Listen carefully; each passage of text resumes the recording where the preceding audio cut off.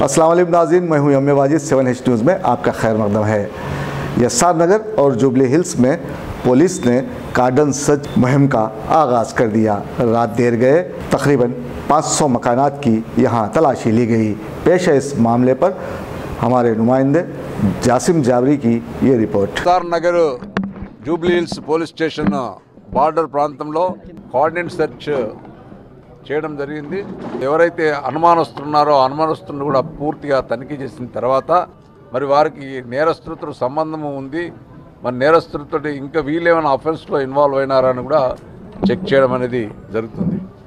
మరి హైదరాబాద్ను safe city చేయడానికి మాత్రమే ఈ कोऑर्डिनेट सर्च एयरपोर्ट चल। दोस्तों अब आप रहिए हर वक्त तैयार, क्योंकि हम आपके लिए लाते हैं ताज़ा तरीन खबरों का अंबार। चाहे घर हो, बस हो या रेल, हम करेंगे आपको अपडेट एवरीवेयर। तो लाइक कीजिए, शेयर कीजिए और सब्सक्राइब करना ना भूलें। 7H न्यूज़, आपकी आवाज़।